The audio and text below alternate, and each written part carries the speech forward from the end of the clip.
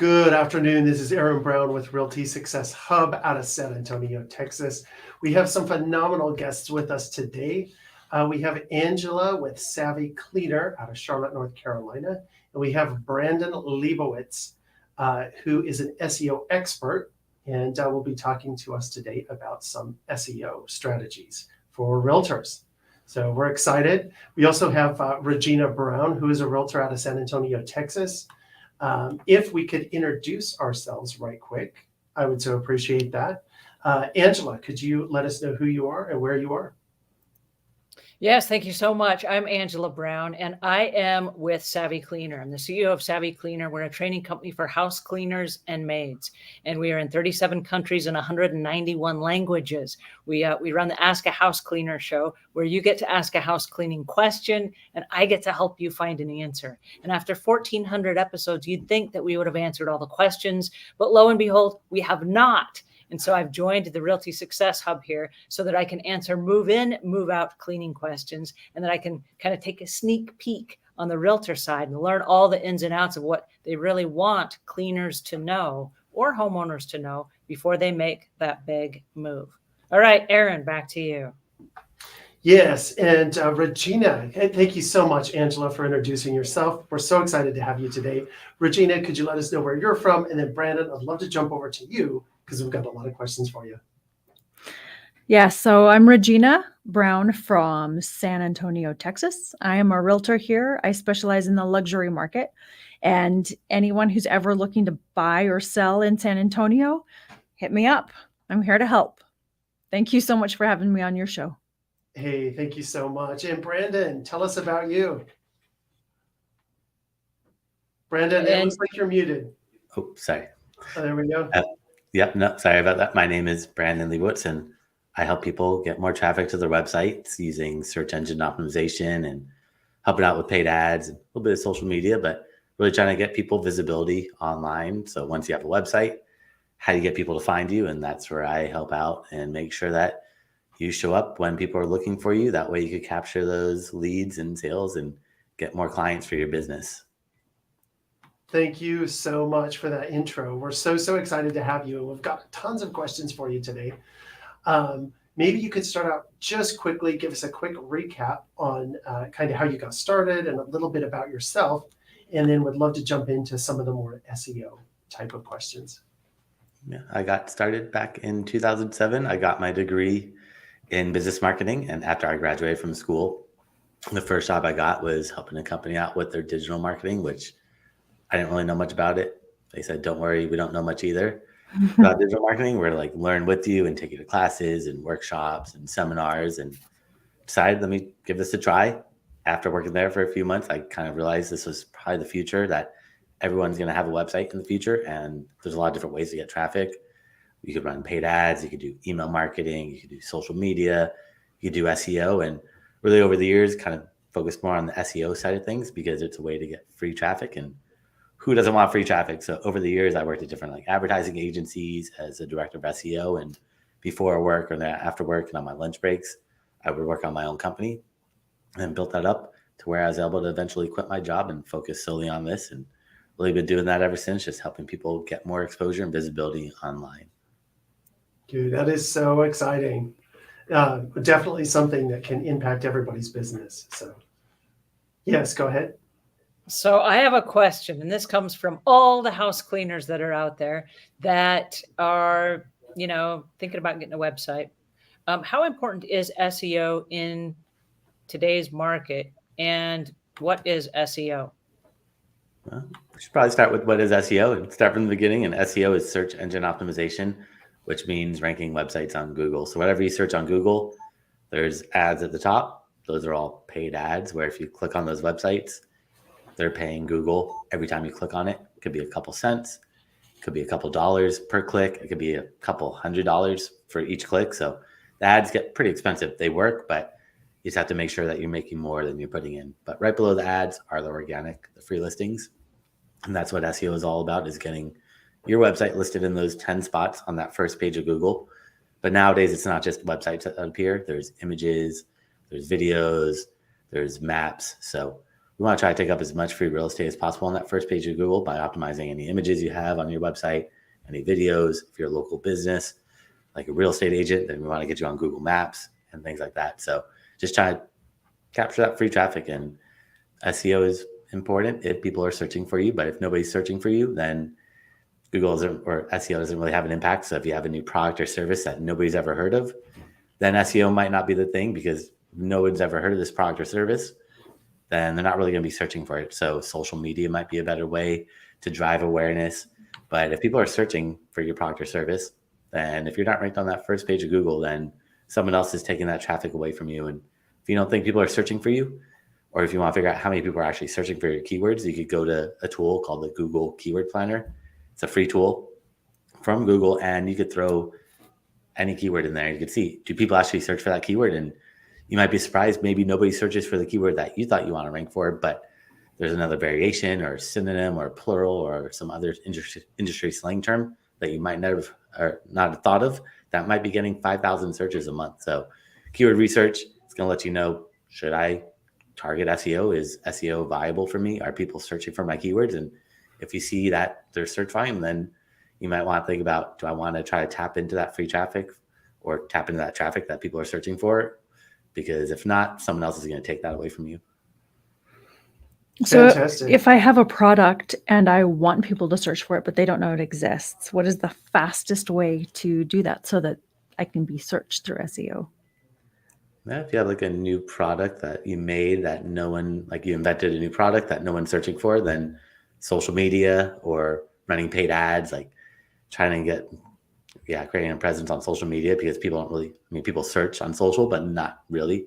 Usually something like gets sent to them from the Explore feed or someone sends them a message. So it's a little different. People still search on social, but not as much as they do on Google. So trying to get into that exploring, trying to get people to share your content and go viral, which is not easy to do, but if you get that virality, you can run paid ads to try to drive awareness to maybe there's a similar product or service, and you could target people that are looking for that product or service and let them know that there's a new alternative. But it is a little bit tougher without that. So you need like word of mouth, influencers, and things like that to get the word out there about something new that no one's really searching for. Very good tip. Thank you. But otherwise, you would recommend, as far as keywords and strategies for products that already exist, maybe we could break that down just a little bit. You had mentioned pictures, maps, etc. How does SEO work with pictures, for example? Yep. Google looks at, well, they can't read images or videos. So they look at the file name of an image or a video or a podcast or whatever that you upload on the internet. If it's not text, they probably can't read it, but they can see the file name. So they look at the file name before you upload it and making sure they have descriptive words in there that describes what that image is about, not spamming it, but just being descriptive. And then whenever you upload an image, usually it asks for like title, description, caption, alt text. The only one that really matters for SEO is alt text or alternative text, which you pretty much just, wherever that file name is, I would just make that the alt text. So if it's a bunch of, like behind you, there's a bunch of cleaning supplies, I would just name it cleaning supplies.jpg. Or if it was like dish cleaning supplies for dishes, then I'd say dish cleaning supply, or plate cleaning supplies, or fork cleaning supplies. So mixing it up, not using the same words over and over again. And then the alt text would just pretty much be that same thing, or maybe reverse the word. So the image is named cleaning supplies, the alt text could be supplies for cleaning. So you're hitting variations. You're not just copying and pasting the same one, and you're targeting different variations because people search differently. Not everyone's going to search for cleaning supplies for my kitchen. Some people might search kitchen cleaning supplies, kitchen supplies to clean my kitchen. There's so many variations. So the more you can tap into and try to diversify and hit all those variations, the more likely that you will show up in those image searches. I'll say they look at the text around that image. So if you just upload an image about cleaning supplies on your website, and then there's a bunch of text around it about like sports and entertainment, that throws off the search engine. So they're not going to really understand why this image is around all this text about sports. But if you have text around that image that aligns with the file name, that really helps out a lot if you want to rank in Google Images. As far as that's concerned, is alt text the same as tags, or is that different? Depends of alt text is a tag that you put in your coding. Okay. I'm So, not sure. Depending on what platform you're on, they're all going to be different. If you're on WordPress, or Shopify, or Squarespace, or Wix, so let's say they're we all have going a to be different, picture. but they're Let's always say we going have to a ask picture. for, I'm sorry, go ahead. oh, sorry. Yeah, they're always going to ask for alt text. So Okay. alt text is So something that every platform will ask for when you upload an image, but tags might be something else that could be internal tags for internal linking your pages together so people would search for you, or they might be tags that you put as like a tag on WordPress as a way to kind of make categories. But alt text is a meta tag, I would say, or Okay. a coding tag that you put into the website. I'm assuming we can access that by right-clicking on the picture, going to additional details or picture info. If you want to see other people's, but if you want to edit yours, then you have to go into WordPress or Shopify or Wix or Okay. Squarespace, and whatever platform you're on, anytime you upload an image, or you can even go into your media gallery and see all your old images. And then one by one, you can click on them, and usually it will show if it has an alt text or if it's missing it, or it'll show the file name. So you can see if the file name's 4128.jpg, then maybe you should change that to something a little bit more descriptive. Sure. But if you just want to look at your website, then you can right click, view page source, and do a Control F and look for IMG or ALT. It's like coding, but there's tools that will do it for you that are much, much easier. Like SEO-extension.com is a tool that you just upload or you add to Chrome, and then you click on it and it'll show you all your images. It'll show you the coding, so you don't have to know coding, because I don't know coding. You don't need to know coding, and you don't need to be looking through all that coding nowadays. I was going to say, most of us don't. So the easy route would be better. Yeah, SEO-extension.com. Okay. It's a great free tool that will make your life much, much easier, especially if you're right clicking and trying to go into the coding. So quick question for you. Let's say, and I'm going to take this from a realtor perspective because I'm a realtor. Let's say I'm listing a home and I've got 25 pictures of a house. Could I tag those with, say, my business? Would that be helpful for Google? Or maybe with a local search term for real estate? Would that help in ranking? Yeah, you should just really describe what that image is about. And naturally, the location should be there. If it's a local home, then if you're selling a house in Los Angeles and you have pictures of it, you probably name like the images, like, well, depending on what it is. Let's say it's like a condo. You could say like condo Los Angeles for one image. Another one could be Los Angeles condo. Another one could be Los Angeles condominium. Another one could be condominiums in Los Angeles. And then you put the zip code at the end.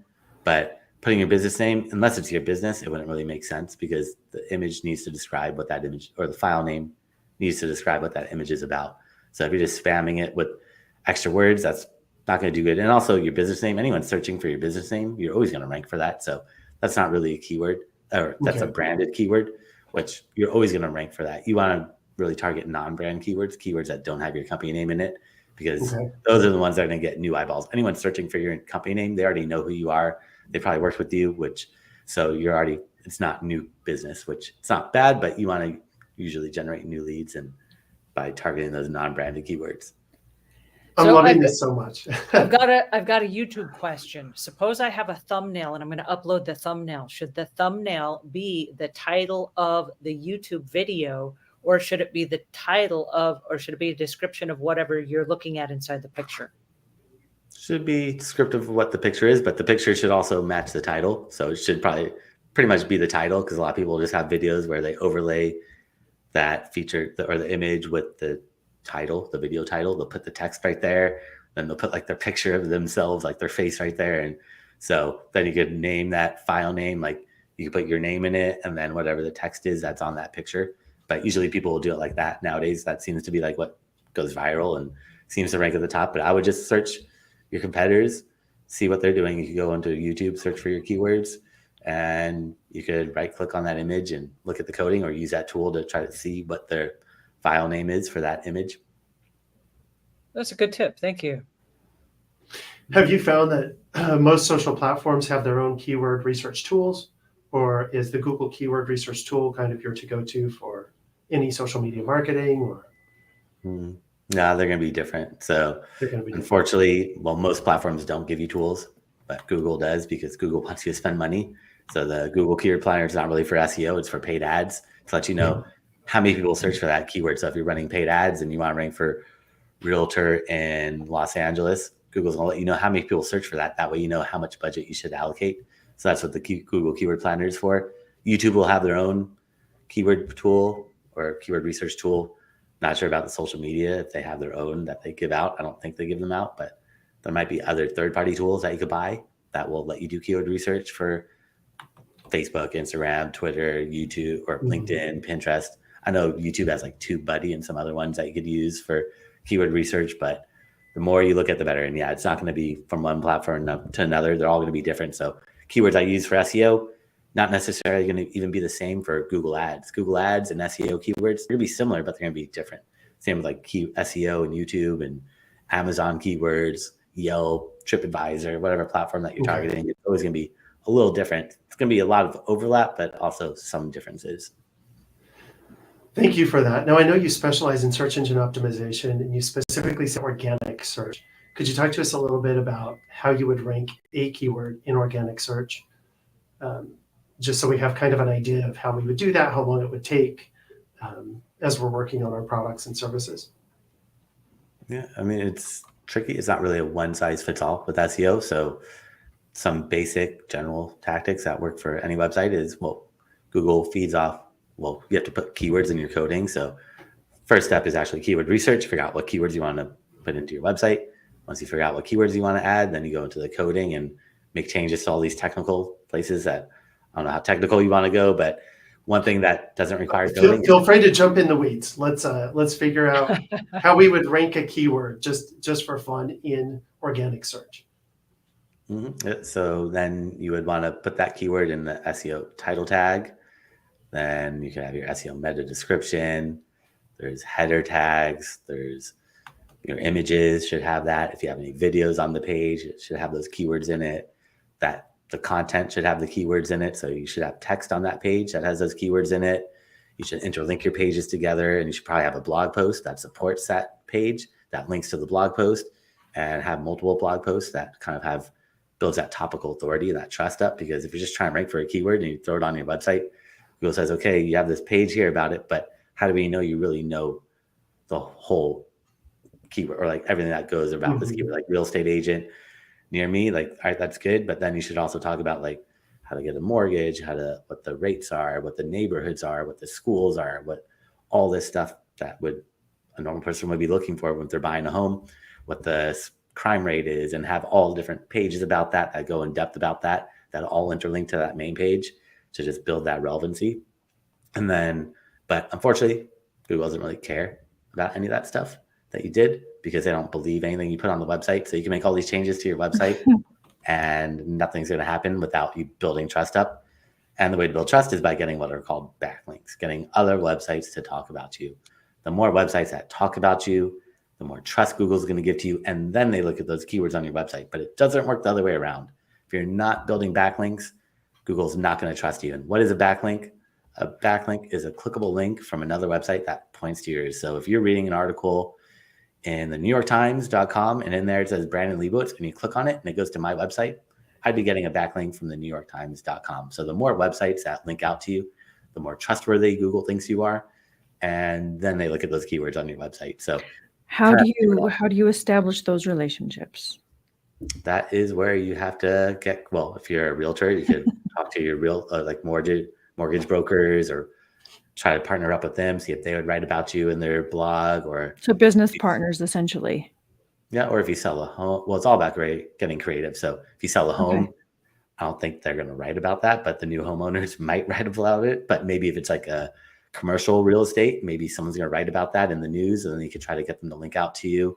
But it's really all about getting creative and looking at what your competitors are doing, because I could see what you're doing by looking in your coding and looking at the keywords on your website by looking at the coding. But I could also see your backlinks by using paid tools. They're about $100 a month, but they'll let you look at any website's backlinks. I could look at Zillow. I could look at Truly. I could look at HotPads. I could look at 21st Century, Remax, any of these websites. I could look at all their backlinks and one by one start looking at the sites that link out to your competitors and reaching out to them. Because if they're linking out to your competitor, they'd probably link out to you. You just got to get creative and figure out what did they do. And the tools are Ahrefs is a popular one, or Moz. So Moz is one, or Ahrefs, Ahrefs. Those are some of the more popular ones. And I mean, you don't have to buy both of them. You just pick one, buy that tool, and then you can see any website's backlinks. And one by one, reach out to those sites. Maybe you see your competitor got an interview done on the latimes.com. You could reach out to that author and be like, hey, I saw you write about this person. Can you include me in here? I mean, you got to get creative. You can't just ask, but that's where kind of reverse engineer your competition and see what they are done and see how you could potentially get other websites to link out to you, which is the toughest part about SEO and takes the most time because anyone could add keywords on your website. They could put blog posts, they could add new pages. That's pretty easy to do. But getting backlinks is really tough. And Google's algorithm started off based off backlinks and it's still heavily based off backlinks to this day. It's changed a lot how they look at them, but you still need to get backlinks. In the past, it was a numbers game. If I have 100 and you have 200 backlinks, you would rank higher than me. But now it's not the number of backlinks, it's the number of quality backlinks. And a quality backlink to Google means it's from a website that's related to what you're doing and authoritative. So the more authoritative, the bigger the website, the more SEO value, and the more related it is to you, the better off it's going to be. Nice. So yeah, it sounds like they hold a lot of weight to backlinks. So, well, Yeah. fantastic. Angela, you had a question. I do. Are all backlinks created equal? Yep, in the past, and now it's the quality. So it's quality over quantity, which means quality sites are relevant and authoritative. So the more related it is to you, the better, and the more authoritative, I mean, the bigger the website, the better off it's going to be. So if I gave you a backlink from my website, it's not bad, but it's not the same as like a Forbes or New York Times or LA Times. So the bigger, the better, and the more related, the better off it's going to be. Nice. And if a company links back to you a multiplicity of times, like let's say that I was quoted by Real Simple Magazine and they linked back to my house cleaning website over and over and over and over again, do I get more SEO juice from them linking back a multiplicity of times? Or because they already linked to me already, the others are just kind of like no good? It still helps out, but it would be better if you're getting 10 backlinks from that one website. It's great, but if you could get 10 backlinks from 10 different websites, that'd be much better. But it's not going to hurt you to get one backlink or 20 or 50 from the same website. The more, probably the better, the more trustworthy or credible, as long as you're not on every single page. And it looks a little weird where you can get like a footer backlink and you're on every single page, which then Google's like, all right, did you just buy an advertisement because you're on every single page? But I would go for more unique domains. Got it. Very good advice. That's exciting. It sounds like we need to focus on backlinking as well as strategic keywords for our blogs. I know that there's a lot of talk about click pages. I'm assuming that's all paid advertising and it doesn't really rank you in any kind of search. Is that correct? What was it called? Like click funnels, lead squeeze pages, those kinds of things. There's no organic ranking with any of that, correct?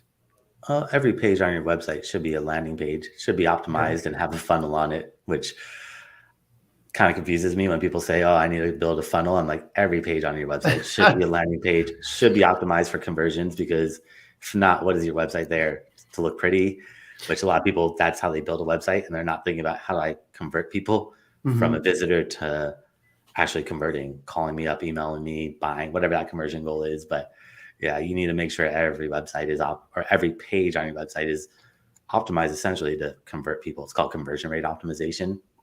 They like to call it funnels and click funnels and landing pages, which those all should rank on Google because those are all pages on your website that you would want traffic to. But essentially every page should just be in general already optimized for those leads to try to capture them. Could you tell us a little bit about website structure then in terms of SEO marketing? Do you have less pages, more pages, or just less pages for people to click on? For SEO, the more pages, the better, because each page can only target about 3 to 5 words. After that, kind of loses relevancy. So you have a kind of central topic for that blog post or that article, that page.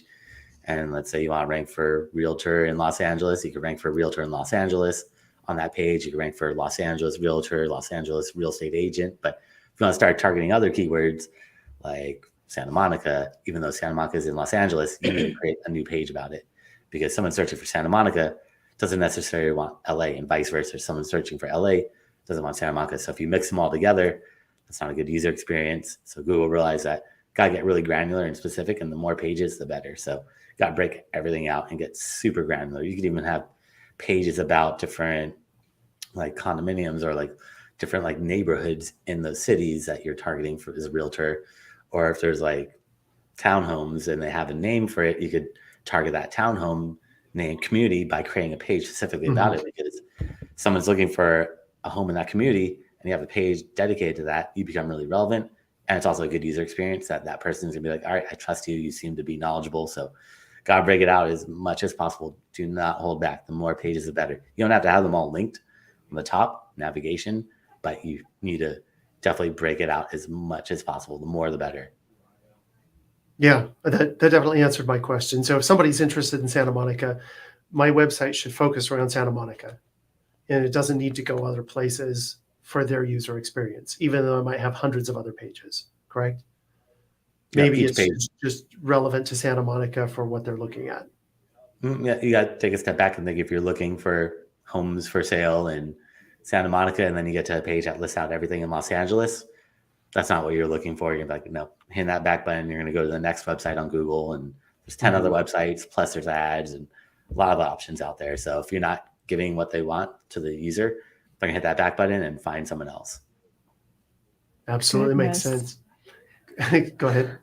So I have a question. Are all platforms equal as far as search engine optimization? Like if I do search engine optimization and I set everything up for my web pages, is that the same on Google as it is on Bing, as it is on DuckDuckGo, or whatever the things are where people are going to find me? Or is the search engine, does it work the same on all the platforms? No, they're all different. Because they have machine learning, so they don't even know how they work nowadays. The people at Google, just like it learns by itself, and it's been learning by itself for years and years, and they don't even know how it works. I mean, they know the basics, but they don't really know how it works. And same with all these other tools or search engines. They're all going to have some machine learning that they've incorporated years ago that it just kind of learns by itself. And they're all looking at the similar things, but it's different how they weight it. Like they might say a backlink from Forbes is going to account for this much, versus DuckDuckGo might say it only counts for a little bit less, because we know it's pretty easy to get on Forbes. If you pay a writer a couple $1,000, they'll write an article about you on Forbes. And is that really credible and trustworthy? Probably not. So maybe we should devalue Forbes, or like Huffington Post got spammed a lot for the same reason years ago, where it used to be really big.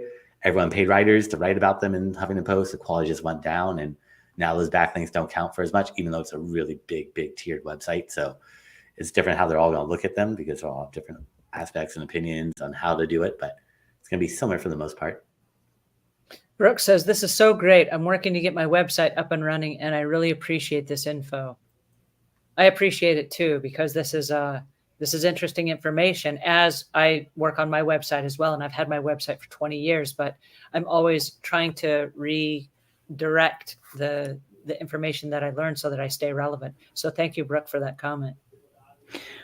How long does it usually take for SEO to start working and show results? That one also really varies based on the competitiveness of those keywords. So the more competition, the longer it's going to take. So if you're finding a really generic keyword like homes for sale in New York City, I'm sure there's a lot of realtors out there. There's only 10 spots on that first page of Google. There's only 3 spots on the map. So if you're trying to target that, then you have to realize that it's going to be really, really competitive. First is if you could find something more unique and niche and less competitive. So finding like a community or a town around there that's not as big, as popular, you'll be able to get up there a little bit quicker. So it's all about just figuring out really how big are you. If you're a brand new website and you're trying to compete for these big terms, it's going to take you months, if not years, to get up there. But if you've been around, like you had your website for 20 years, Angela, then you probably get up there pretty quickly, because then it's just building some trust up, building some pages and putting some keywords in the right places to let Google know that you're now targeting this specific city. But Google looks at how old your website is. And if they see that you're brand new or even like 1 or 2 years old, they're like, all right, we can rank you, but we see all these other websites that have been around for decades. We trust them. We have no idea who you are until you get backlinks. It really comes down to the backlinks. How many backlinks do you have versus your competition? And how do you build more quality backlinks than your competitors? That's really what's going to show you, like, if you're searching for those or targeting those really broad keywords, your competitor's probably going to have a couple thousand backlinks. Versus if you go smaller, more niche, they're probably only have a couple hundred backlinks, which is still a lot to build, but thousands is going to take years. Hundreds is going to take months to build. So maybe you could help us for just a second then. If we're take a place like New York, instead of like New York realtor, if you're looking at a borough in New York, for example, I'm assuming that'd be a longer tail keyword, and then you're focusing your marketing efforts around just that keyword by writing articles, blogs, and video around that neighborhood. Is that what you're saying? That would rank faster? Yep. If you create content around that keyword, create multiple pages, blogs, articles, whatever you can. If you create videos, the more content you put up there, the more authoritative Google sees you as. But then you need to build those backlinks to that page. Is there kind of a secret formula in terms of how much traffic a keyword gets for a newer website that they should go after? Like this is getting, I don't know, 1,000 searches a month versus 20,000. Is one worth pursuing more than the other?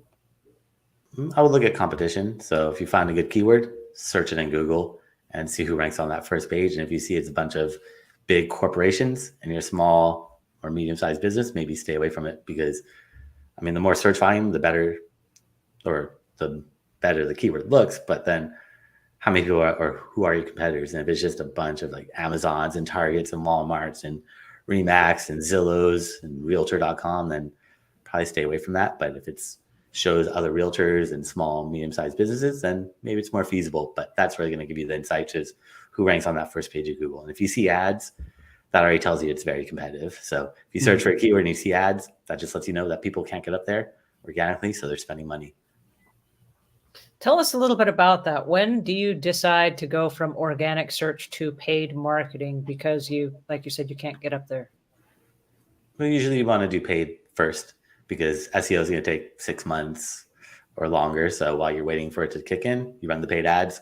Once the SEO kicks in, I mean, if you're still making a positive return, like if you're making more than you're putting in for the ads, I would say there's no real need to turn them off, because it's making you money. But maybe scale back a little bit and you don't go as hard on the ads and push more on the SEO, because now that you're getting that free traffic, people trust the organic more than ads. So you always want to get that organic. But if the ads are making you money, there's no real need to turn them off. But I like to run remarketing ads. So anyone that's been to your website and didn't do a specific action, you follow them around. So anyone that, if you go on Amazon and you look at the product, you don't buy it, those ads will follow you around. Doing the same thing to your website. So anyone that goes to your website and doesn't contact you, follow them around. Or anyone that doesn't, whatever that conversion goal is, follow them around with those targeted ads. When you say follow them around, tell us a little bit about that process. That's where you set up ads. It's called remarketing, and you set up just remarketing ads. So you're targeting warm leads instead of targeting cold traffic. You're able to target warm leads. So there's a lot of different ads you can run. You can run so many different types of ads, but one ad is remarketing to anyone that's been to your website and didn't do a specific conversion action or didn't visit specific pages. You could target those people, or you could upload a list of email addresses that you have and target them as a segment on your different ad platforms. Oh, interesting. So it's like, hey, I see you. I see you and you didn't buy from me, but I'm going to follow you around until you do. Is that what they call pixels in marketing? Pixels are like tracking codes, which helps you track some of this stuff. But yeah, it would be remarketing. I think you have to add a pixel. Remarketing. Okay. Do you use any AI with SEO at this point in time, or not really? Not yet. Not too much. I mean, SEO is a lot of content, which you could use AI to write content, but it's not accurate. So you don't want to put information out that's not correct. But if you use it as a starting point for like building an outline, that's fine. Like, but don't copy it verbatim, because it's not going to, I mean, the more people that use it, well. yeah, the more people that use it, the more accurate it becomes. But right now it's still learning. So if you're just copy and pasting it, it's probably not going to be all there. But over time, the more you test it out, play with it, the more accurate it's going to be. But I just take everything with a grain of salt that you see on AI and just realize it's not accurate yet, but it's getting closer. We're living in exciting times. Speaking of which, you had mentioned maps. Could you talk to us about maps and how to rank on a map and what that looks like for a business? Yeah, to rank on Google Maps, you have to kind of like what we were talking about earlier, building backlinks, but you build backlinks to the maps, and backlinks to maps are really NAP. It's called name, address, and phone number citations, where if you're on Google Maps, you should also be on a lot of other maps, because if you're a local business, it wouldn't make sense for you to just be only on Google Maps. if you're a local business, you should be on Apple Maps and Bing Maps and Yellow Pages and MapQuest. And the more maps you're on, the more legitimate, trustworthy you're going to seem, and the higher they're going to rank you in the maps. And also filling out all the information with as much as possible, where it says write about your business, who you are, all this stuff, fill it all out, and optimize your images before you upload them to the maps, and get reviews with keywords in them. And that will help you really shoot up on the maps, get people to embed your map, and embedding the map on your own website. And if you get other people to embed it on third-party sites, and anytime you drive to your location, throw it up on Google Maps. So Google Maps sees that people are going there. The more people that go to that location with the driving map directions on, the more popular you seem. So I would always do that anytime. You could call yourself from the maps, and that just helps kind of show that you're a little bit more popular. But definitely filling out all that information out as much as possible really helps out, and the citations. Yeah, go ahead. I got a question. I run an online business, and so I don't have a physical location. And if you came to my physical location, you'd either run into my home because I work out of my home, or I work out of a PO box. And so what would you recommend for me as far as business citations? Would I put my PO box there, or how would I maximize that map search engine optimization if I don't actually have a physical location? Most places don't need you to put the physical. You just put your city, state, zip code. You don't have to put your physical address. So Nice. that would be one way around it. But if you put your PO box up, then people are going to come to your PO box. So I'd probably just put your city, state, zip code. And is it important to have that exact same city, state, zip code on all of the business citations?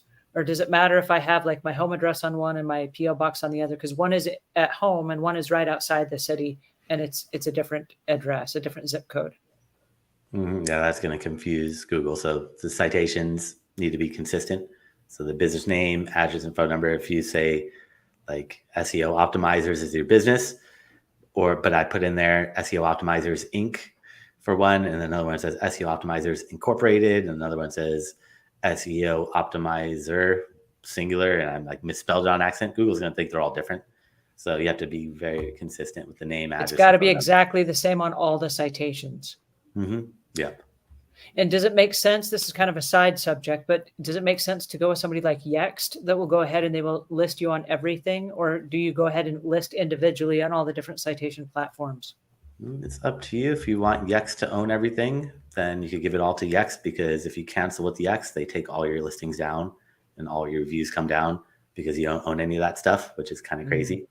So you're just renting space off Yext, which unfortunately Yext has a lot of partnerships with sites you can't get in unless you go through Yext. But just got to realize once you cancel with Yext, everything gets taken down, or they rebrand it as their own and they take those leads and sell them off.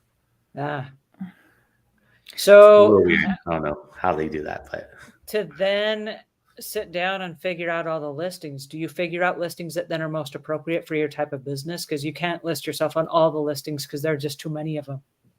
No, you don't want to go. Yeah, if you're doing that, you're going to be on hundreds of millions of websites. So you have to focus on the bigger ones like Apple Maps, Bing Maps, Yellow Pages, MapQuest, kind of like the bigger ones. And if there's any niche specific ones that you could think of, but look at your competitors. You could search their phone number and see where they're listed, search their business name, see where they're listed, and get ideas from that as well.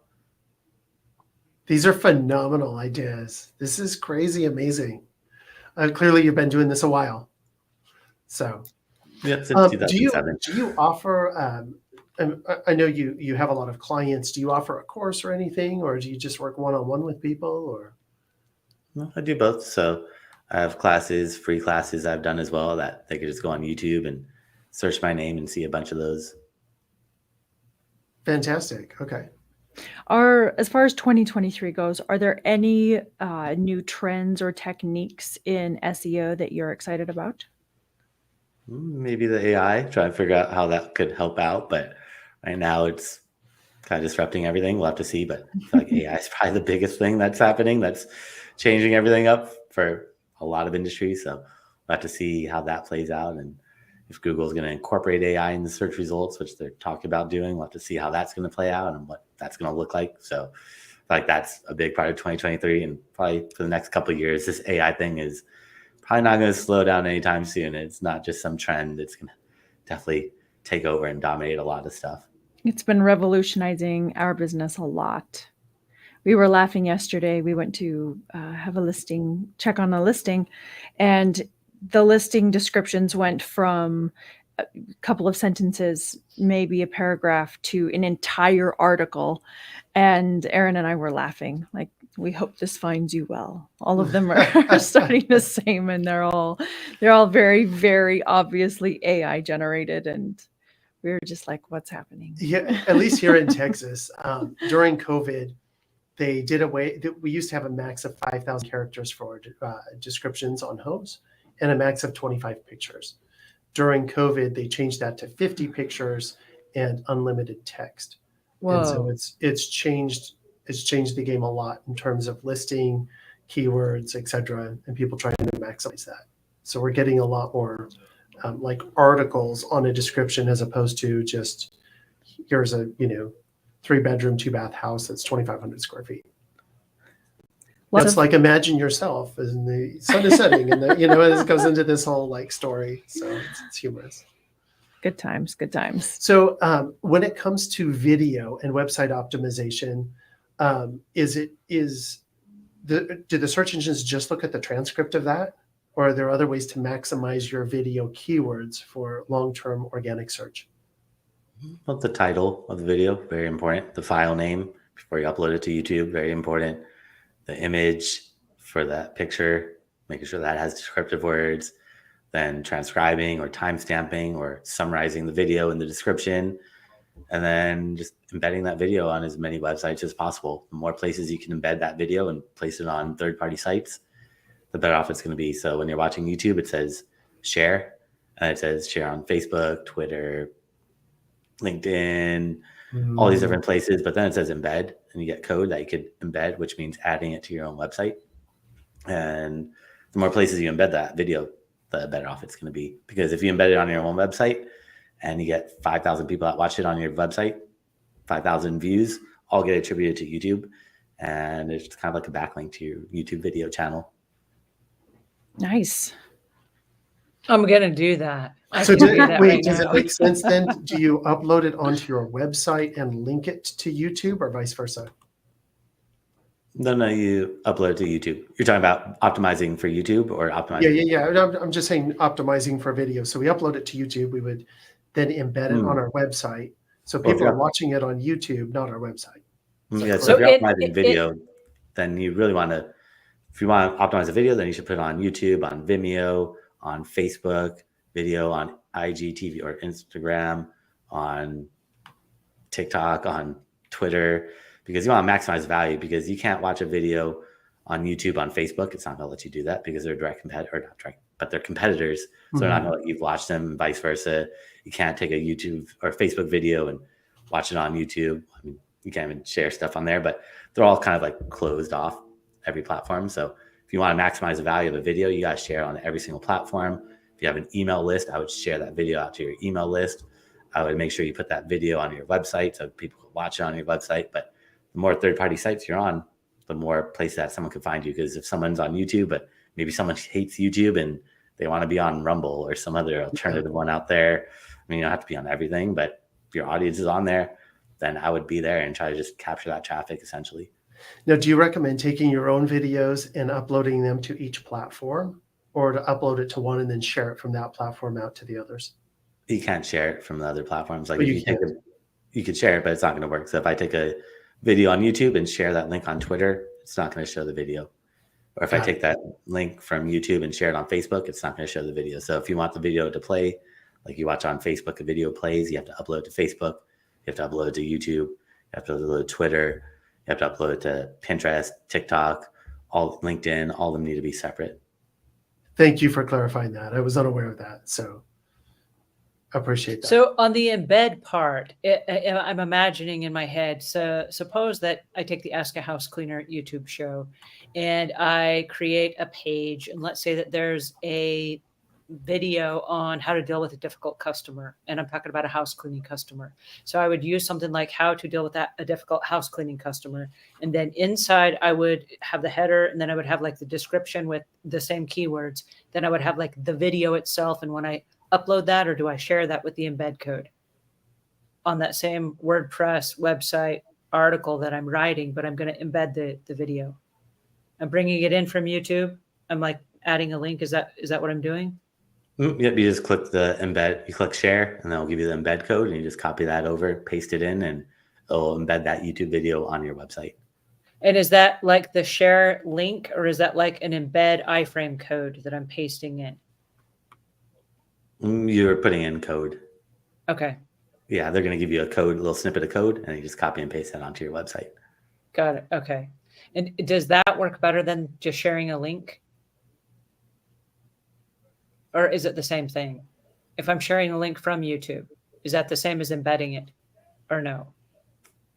You could share a link to anybody, but if you want your video to play on your website, you have to embed it on your website. But if you're just trying to share a link on like email, you can share it on, you're not going to give somebody a code on email. Like, here's my YouTube video. You're not going to give them the embed code because they're going to be like, I don't even know what this is. This is a bunch of gibberish to most people. But if you give them the link, like youtube.com/ whatever it is, and they can just click on it and watch it. But if you want them to watch it on your website, you have to embed it. So then that's the question. Is it better to send people to YouTube to watch video, or is it better to send them to my website to watch the YouTube video? Always your website, because do you want to give YouTube more traffic? YouTube already has plenty of traffic. And if you send people to YouTube, what's on YouTube? Ads. So there's already distractions. There's noise. There's tons of other videos on the side. So if you want someone to watch your video, good luck. They're probably going to get sucked into something else. If you send someone to your website, that's where you get full control. You own that. You never want to send people to social media.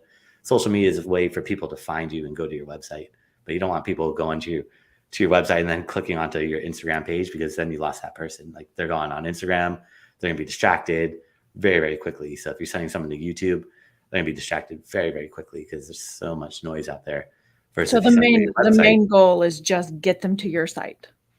Everything is to get people to your website. Email, social media, it's all really to get people to your website. Once they get to your website, they might check you out on social as social proof to make sure you're real, legitimate, credible, trustworthy, have reviews, testimonials. But essentially, you want social media to bring them to your website, because also you don't own social media. You have a Facebook page that has 5,000 followers or likes on it. That's great. But if you post on that page, only 5% of those people will ever see what you post. So building an audience on Facebook or most of these social media platforms is irrelevant nowadays, because they're all pay-to-play platforms. It's still good to have an organic reach, but the reach is just so low that you still have to spend money nowadays to get really any visibility, unfortunately. Well, let me ask you a question then, because that tagged into what you just said about don't send people to social media. Suppose that I have a cleaning training company, which I do, and we have a whole bunch of members that are getting together, having conversations. Is it better to have that conversation inside a forum on my website or inside a Facebook group? Because right now we're sending everybody over to Facebook to have those conversations on Facebook because they're already on Facebook. And we're taking advantage of the $1 billion algorithm that Facebook has, where it finds people and brings them to us, versus driving people to our own website, where we then have perhaps spam bots that would then add and fill in things on a forum site, where then we got to go in and declog everything and erase all the stupid comments from Russia. No offense to Russia, but we get spammed every day by Russia. Yeah, now I would have the Facebook group because it's good, but the Facebook group ultimately is to get people to your website, essentially, because Facebook is great and it's great for communities. But if you build a forum, how many people are going to want to sign up, create an account? Versus Facebook, they already have, it's like Amazon. They already have an account. They can just one-click check out. It makes it really easy. Facebook, it makes it really easy to join a group, engage in it without having to create a forum or sign up for a forum, have another website that they have to log into. So Facebook groups are really good, actually, and they get pretty good reach compared to anything else on Facebook. But that's the only really good thing right now with Facebook is groups and videos. Video and group are pretty strong. But other than that, pages and everything else, they're good. Is it like just a resume kind of portfolio showcasing your work? But in terms of getting new clients and new leads, it's tough, but groups work really well. So definitely have a group versus trying to build a forum. It's a lot of work, but that Facebook group ultimately is to get people to do something, which is usually to get them to go to your website or motivate other people, saying like, hey, I've achieved this and you could achieve this, and you're helping each other out. But ultimately you're kind of selling yourself, and you want them to eventually leave Facebook and go to your website. Well, my question was, and the reason that I'm curious about that is because I've been to other websites where they did have a forum. and I was searching something, and instead of finding the answer I was looking for, I ended up in a forum on somebody's website. And then I started thinking, wait a second, or is all the content that's in these forums that people are talking about back and forth, is that all SEO? Is the Google bots reading that and they're sending people because it sent me to that website? So my logic is then, does it make sense to have a forum where all those conversations are happening on my website, in spite of the fact that I'm going to get thousands of spam, to then have those conversations so that boosts, like you said, you have thousands of pages that are search engine optimized. What if each one of those threads, and I'm making this up in my head, but what if each one of those threads, like we have one on vacuums, and that thread is search engine optimized, and then for some reason, there's a whole bunch of conversations going back and forth about canister vacuums and upright vacuums and stick vacuums and the whole 9 yards, which is best. Yeah, no, definitely. The forums are a great way to add more pages, more topics, more content to your website. So for sure, if you have a big enough audience, but most websites, if they put a forum up there, they're not going to get much traction. But if you have a big website that people are going to engage with it, then for sure, then that's not going to do any harm. But if you're a smaller mom and pop shop and you post a forum and then someone asks a question and nobody answers it for a week, then it's not as good as a Facebook group, because the Facebook group is going to have that quicker, more engagement kind of thing. But if you have a big audience, then definitely I would throw a form up there. It's a lot of work, but it's going to help you create way more content, way more pages. It's all user generated content, which is the best. You're not creating it. Other people are creating it for you. How do the search engines look at a forum with bot traffic? Because right now I get bot traffic every day. Right now I have to go in and like run these little programs that erase all the bot traffic. Yeah, every website gets bot traffic. So it doesn't matter if you're a forum or not, every website's going to be getting bots to it. So okay, that's just something that you got to deal with the internet, unfortunately. Okay. And real quick, who should be using SEO? Is it good for small businesses, like little mom and pop shops, or should like basically just large companies stick to using it? No, anyone that wants free traffic from Google, doesn't matter if you're small, medium, large. You're just trying to, it just matters what keywords you're targeting. So finding the right keywords is going to help you out. So if you're a corporation, go for these really, really big, broad, general keywords. If you're a small mom and pop shop, go for more long tail, less competitive keywords. But it's going to work no matter what. It's just finding the right keywords. If you're just targeting really generic keywords, it's probably not going to work. Like San Antonio realtor, probably hyper competitive. But if you find other variations like San Antonio condominiums for sale, a little bit more niche, or San Antonio duplexes or detached duplex or something like that, more niche, it's going to be a little bit less competitive, still competitive, but it's going to be a little less competition out there. Okay. It's good advice. Would it make sense then, if you were in the San Antonio area and you were going to maximize your own personal website, to go through and to grab all the different neighborhoods of the homes you've sold houses in, and then create a page for that and say homes we've sold in the Heavenly Hills neighborhood or whatever, so that you have the Heavenly Hills in there as a keyword, so that when somebody in San Antonio is searching for that, they find that neighborhood. Yeah, that's what we were talking about earlier, is like creating those community type pages and targeting all the communities, the towns. Because if someone's searching for that community and you have a page about it, then you become really relevant. So if you haven't sold a home there, it doesn't matter. You create a page about it, listing the benefits of living there, crime rates, school districts, or something that somebody would want to know about moving into that specific city, giving them all the information, the nearest hospitals, or whatever someone would potentially want to know. The more information you give them, the better. I like that. Does it make sense then if you're doing, and I just made up Heavenly Hills, I don't know if that's a real neighborhood or not, but what if It should be. Yeah. What if you were in San Antonio and you have a home for sale in the Heavenly Hills neighborhood? Would it make sense to join like the Heavenly Hills neighborhood Facebook page and connect the dots between your home for sale or your page and that web or that Facebook group? That's not going to help for SEO, but that's good for marketing, just in general for marketing. But for SEO, social media doesn't really help out for SEO. Google's pretty much blocked from all social media sites. The only thing they could see is how many people come to your website from social media. So they don't see how many Facebook likes you have, but they see how many people come from Facebook to your website. They could see that, but they don't see how often you're posting. They're not seeing any of that stuff, except for YouTube. Google owns YouTube, and Google's partnered with Twitter like 10 years ago, so they could see your tweets. But other than that, they're pretty much blocked from everything else. Now that Twitter is X, does it still follow the same rules, or you don't know? Right now it does, but who knows how long that's going to last. But for now it does. And the way you could check is you just type into Google like Zillow or Target or Walmart, and you'll see the most recent tweets appear there in like big boxes. So Google's reading those tweets. If you search for Target, you'll see it'll list their Facebook page, but it's not going to show any posts from Facebook or Instagram or LinkedIn or TikTok, but it'll show tweets from Twitter, and it'll also show videos from YouTube because Google owns both of those and has insights into that data, but they don't have any other insights on social. Got it. Okay. Could we talk about email marketing for just a minute? Is it still relevant? I know you brought it up a couple of times. How relevant is it? How do you optimize for it?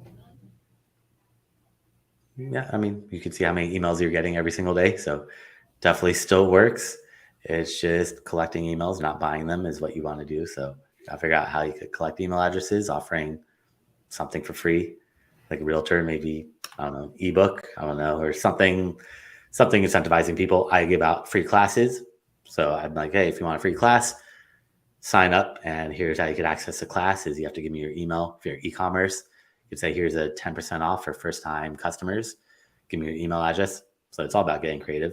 It's a little tougher for services. Like, what can you give away for free? That's going to want someone to give a real estate agent your information. Probably not much that you could really give away, but you got to get creative and figure out maybe a course. But I don't think people want to watch a course about buying a home. But if you offer tips like 7 trends to look out for in 2024 or something like that, I don't know, just throwing stuff out there, then collecting those emails and then just offering value, never promoting yourself in the emails, just offer value.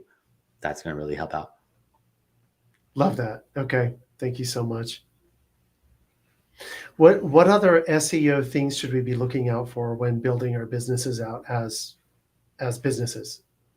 What should we be looking for in terms of, you've mentioned video marketing, you've mentioned, of course, optimizing our blogs and building keywords around it, optimizing pictures and the keywords around those, backlinking.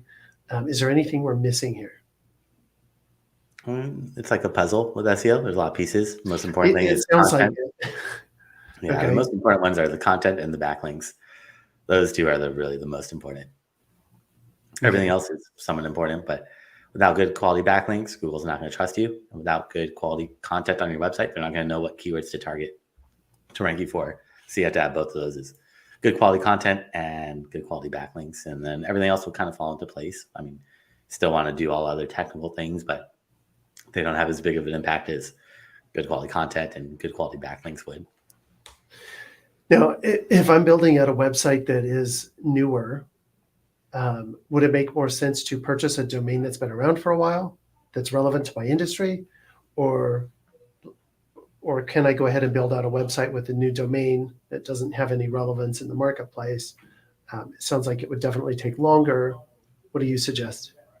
Well, you could buy expired domains, but then you don't really have a choice of your company name. You have to kind of take that company, their URL, whatever that URL is, essentially going to be your company name. So that's one shortcut around it is, if you don't care about the company name, then go for it, which is a great shortcut, but doesn't work as well as it used to. It still works pretty well, but Google knows nowadays that if you buy an expired domain, that unless you rebuild the website exactly how it was, that it's not the same website and it's not going to have that same SEO value, but you still get a lot of the backlinks. So you get a lot of the backlinks or value from the backlinks that are pointed to that expired domain, but it's not, I mean, it's definitely a shortcut. And if you don't care about names, I would say 100% go for it. But if you care about your company name, then it's not really going to work too well, but it's not a bad thing. How does Google look at redirecting domains? If let's say you had several and then you redirected them all to one site. No, it doesn't matter to Google because normal websites go through rebranding, or you buy like Barnes & Noble bought books.com, and Barnes & Noble doesn't want to be called books.com, but they know a lot of people go to books.com just on accident thinking they're going to go to whatever website they might think they're going to, and it redirects them to Barnes & Noble. So stuff like that, it's not bad. Or if you're rebranding your company name, stuff like that all looks natural. But if you have like hundreds of thousands of 301 redirects going to your website, that might look a little strange. But if you have like 10 or 20, it's not going to look that strange to Google. Okay. Well, man, we have been bombarding you with questions for a solid hour. And this has been really phenomenal. I so appreciate your time today. Tell us where we can find you. How can people find you? How can they sign up for your course or your trainings? So anyone that's watching or listening, I create a special gift for them if they go to my website at seooptimizers.com. That's seooptimizers.com/gift. They can find that there with my contact information and a bunch of classes I've done over the years for free. They can watch those there. And also, if they want to book some time on my calendar, I'm happy to check out their website from an SEO point of view and give them some feedback about what's working, what's not working, and how to get them to that level that they want to be at for free. And they can book some time there as well. Fantastic. Thank you so much. We'll definitely send people your way. We so appreciate you being on with us today. It was really fun asking you questions for an hour. Yeah, no, thanks for having me on today. Of course. Hey, Angela, where can we find you? I'm at askahousecleaner.com, but you can find me on all the social medias at Ask Angela Brown. And I do have access to the show notes for today. So I will leave links to Brandon's information in the show notes so that we can find his information. And anybody that's watching this on replay will have accessibility to that. Thank you so much for your information today. This was awesome. I now have a whole bunch of homework to do on my website, but I really enjoyed being part of today's chat. Thank you. Awesome. Yes, Thanks really appreciate you guys. And of course, you can find me over at Realty Success Hub, your daily show for real estate. So again, thank you guys so much for being here today. And we hopefully will have you back on soon. Awesome. Thank you.